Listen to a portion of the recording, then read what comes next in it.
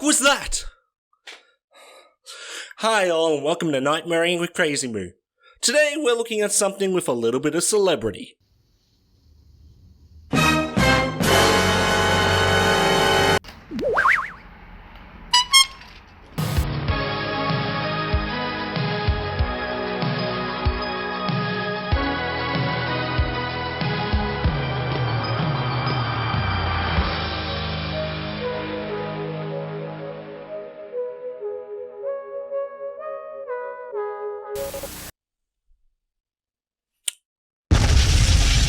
So what's so special about this episode?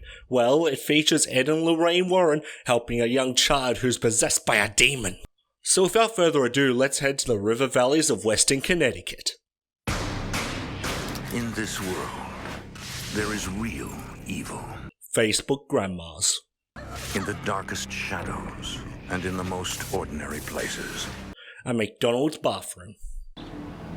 Here, Gothic churches and Gothic churches. Of course the Goths had something to do with this. belief in a higher good. So this episode starts with Debbie and Arnie moving into a new home in Connecticut. Coming with them is Debbie's young brother David.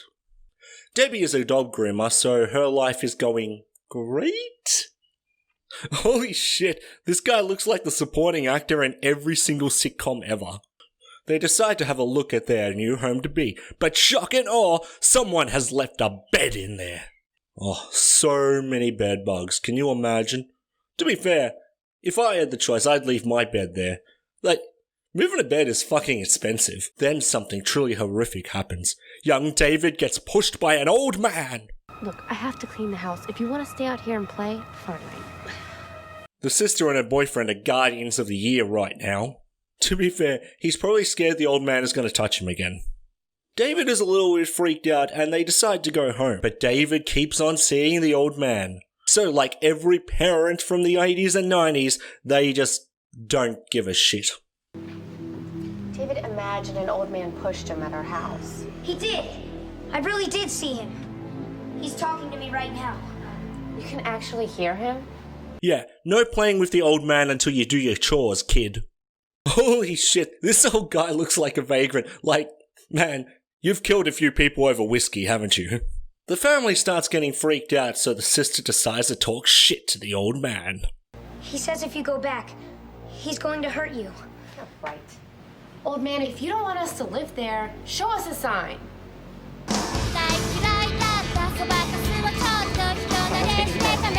Good enough sign for me. And their first thought is to put David to bed?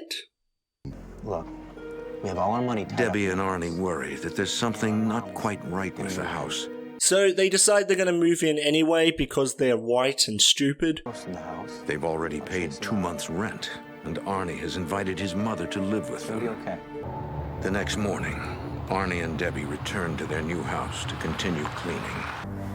So we give up the house. Agreed. Well, let's get our stuff. Wait, what the fuck? What, they actually move out? White people moving out of a haunted home in this series? That's never happened before. Well, tune in next week.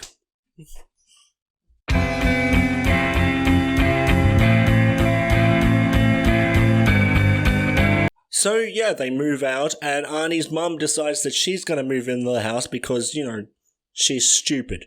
However, all is not well. Turns out the demon is still hunting David. He said he's floating over the treetops and he's headed here. He wants to hurt me for telling you guys. So the boyfriend goes out into the hallway to hunt down this demon.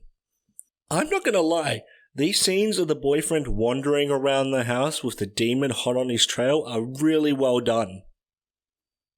Yes, the boyfriend checks the attic, and like everyone else in this series, gets absolutely fucking terrified. Suddenly, things start taking a turn for the worst, and the demon starts violently bashing David. Nothing's gonna hurt you. You hear the breath come out of him and he goes flying on the floor. Yeah, the kid is possessed, and the priest gives him these candles which do absolutely jack shit. Finally, though, the moment you've all been waiting for. Ed and Lorraine Warren show up. Ed and Lorraine Warren were two paranormal investigators that I've touched on before in this series. They investigated a lot of very famous cases like the Amityville Horror, the Annabelle doll was closely associated with them, and the Conjuring series is based on them. Ed was a self-taught demonologist, and Lorraine claimed to be a clairvoyant and psychic. So Ed and Lorraine Warren bust onto the scene and look like detectives. Ed looks like the guy from that diabetes commercial, just without the mustache. So Ed asks some questions to the family and David, and then starts giving the demon the 3rd degree. Ed, if he's not responsive, you legally can get the phone book and beat the shit out of him. And Lorraine says that she knew that they needed her help. She knew she could get a paycheck. Ed decides to challenge the demon to show its true power. Well, if he has those powers, why not have him knock on the table or knock on the walls?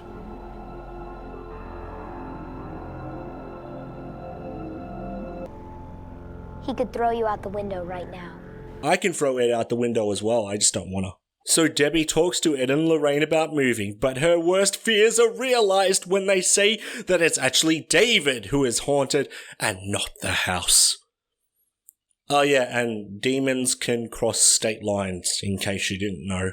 Ed and Lorraine tell them that they need to get an exorcism done by the church, and turns out there is different levels of exorcism. I will have a gold level exorcism with free holy water, please. But then Edward gives them some other harrowing information, that at times it might be the devil and not David. They realize that Arnie's mum might also be in trouble and rush to the rental property, and Arnie's mum gives them that great American hospitality. What do you want?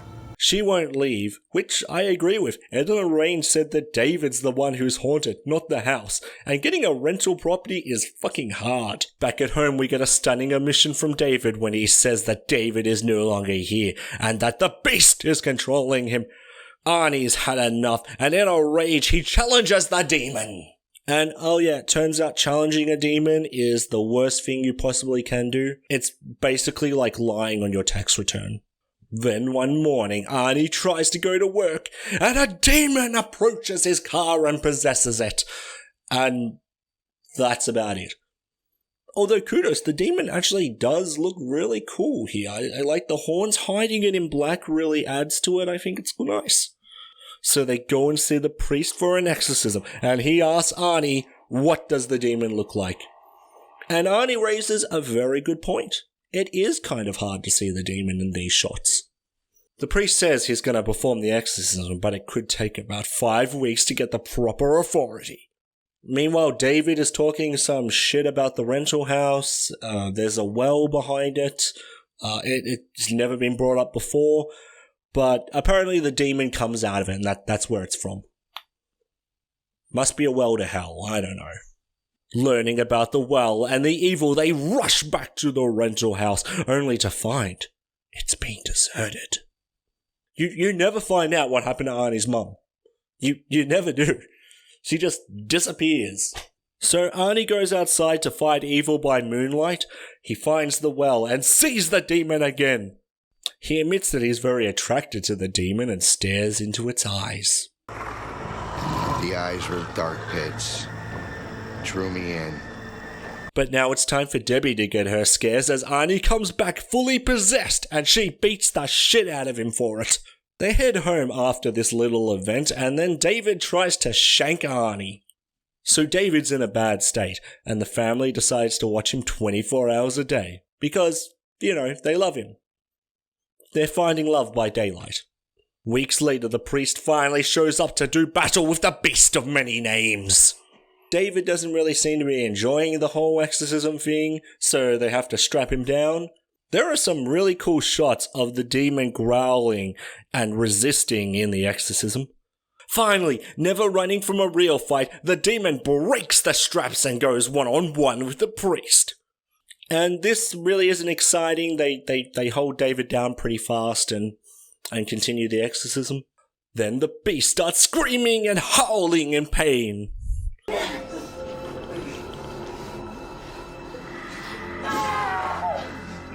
Then David stops breathing and he fucking dies. Oh wait, shit, he's still alive. Never mind, carry on. The priest says that David is possessed by many demons, and this is the point that I'm gonna bring up the murder trial. So, yeah, let's get ready for litigation! So after this exorcism was successful, spoiler alert, Arnie, Debbie and David moved to another town. It was at this point that Arnie became possessed, or said he became possessed, and murdered their landlord. He of course was arrested, the whole thing went to trial, and Arnie's defense was he didn't do it, the demon did it. The judge did not buy that and sentenced him to 10 to 20 years. He served 5. None of that is mentioned in this episode. But over hours and hours, the priest frees David from the demon's clutches, and they live happily ever after. Not really, because they ended up going to trial because Arnie murdered someone. So what are my thoughts on this episode? Once again, the atmosphere is amazing. Let's just get that out of the way already. Lighting great, sounds great. The acting in this episode is stronger than others. Strangely, I was more drawn to the interviews rather than the actual reenactments. This episode also feels like the first part of a two-parter, in that it seems to be setting up different things for Arnie's possession later on and the trial. I wonder if they were actually going to cover Arnie's possession and his version of events that led up to him killing the landlord and then the trial. But I couldn't find any evidence of that, so I guess we'll never know. So, what will we be looking at next week? Bruce Wayne's search history? A creepy little town called Indiana? Tune in. Bye!